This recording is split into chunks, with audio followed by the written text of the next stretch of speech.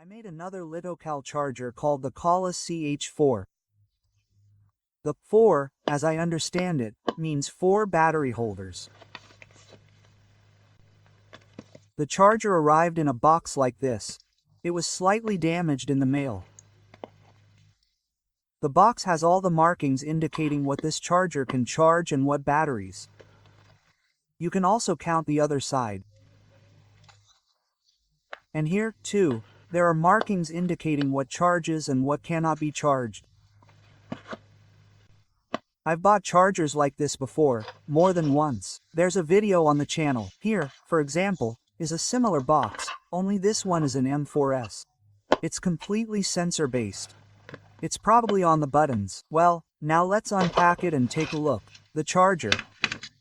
This one is also an M4S.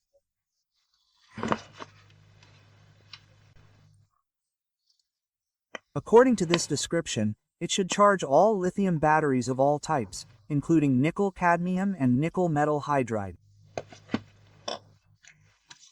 Now let's unpack it and see what came in there. There's a new type of cable here.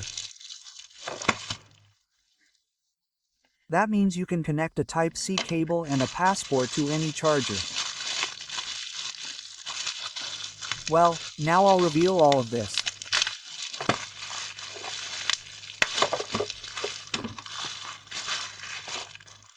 Yes, the charger is a button-based one.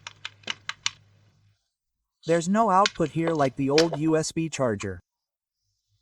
It's a built-in power bank. Well, I think the main purpose of this charger is to charge batteries, and a power bank is a power bank. So is the data sheet.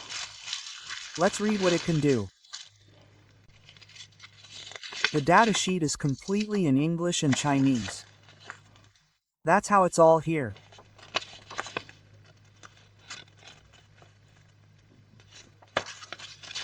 And on the other side, too.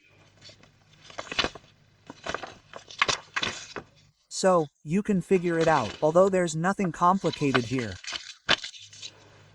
I already showed how I'll connect it now. I'll take a mobile phone charger and see if this charger works or not. There's a hole on the side for cooling. Well, the parameters of what it charges. The cord is about half a meter long. Here it is. And these springs, in principle, work well.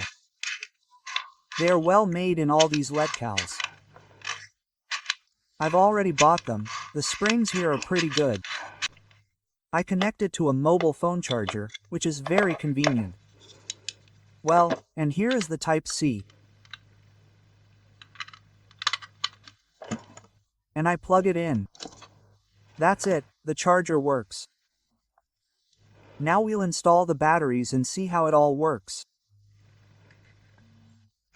Well, of course, the display is a bit simpler, like in my old chargers. Now I'll install 18,650 lithium-ion batteries, plus is the top contact here. This is minus. Here are the positive connections. I don't know if there's protection or not, we'll see. The old ones had it. So, the charge starts right away.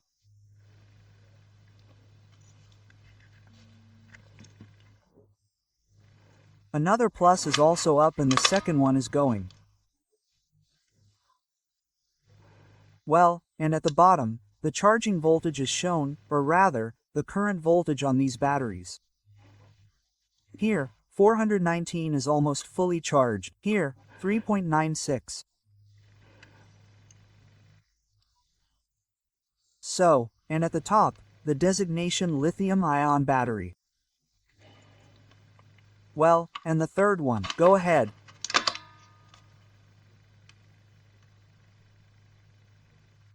The third one is completely discharged. 3.28 is also going. And here, to the side, here are the charge percentages, 72, 99, and 9%. This is 0, here is this number.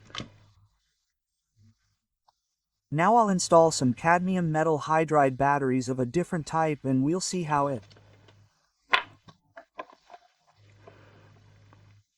works with these batteries. By the way, when I installed the batteries, it automatically selected 500 milliamperes charging when turned on. You can even see 500. Here it is, 500 and 500. Well, now I'll install a fourth one, this 1.5 volt nickel metal hydride one.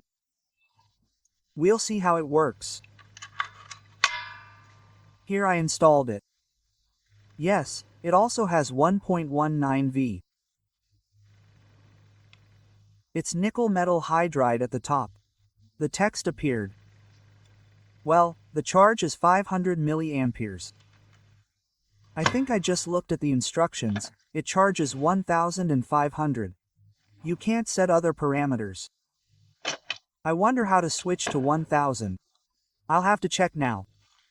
Or it selects automatically. It even says 1000 and 0.5A here. Well, 1A and 0.5. Such a simple, simplified model. One of many LiitoKala. They've probably churned out about 15 of these different models already. Both very simple and complex. Well, it works. The price was somewhere around $12. By the way, when I looked at the instructions again, I found it was in Russian. Here's the warning and instructions on how to use the whole thing.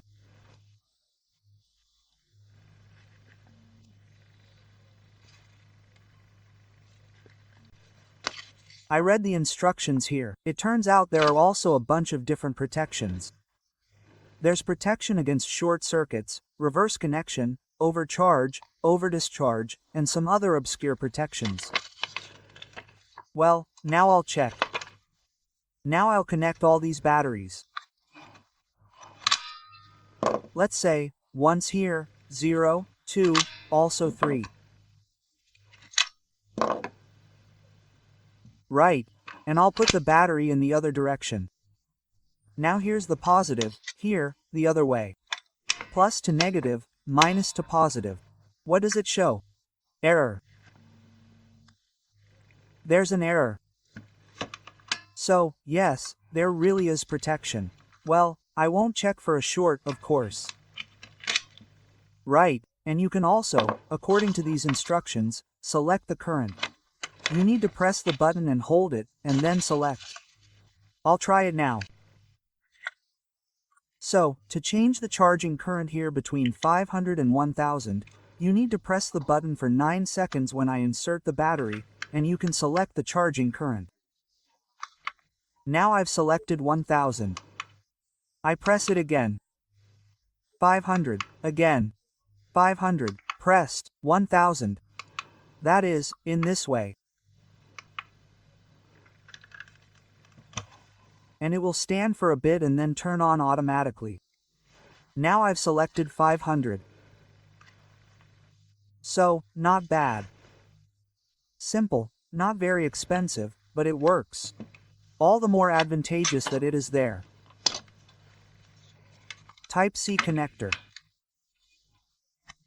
Any mobile charger can be connected and you can charge any battery. That's all. Until next video. I forgot to say what these holes are for. This is when we install 4 batteries. Naturally, the charger will overheat a little. Well, there is some kind of ventilation at the bottom and on this side.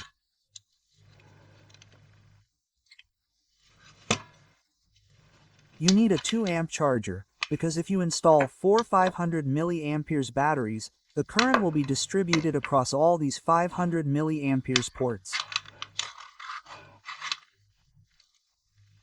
A 2 to 3 amp charger will work fine.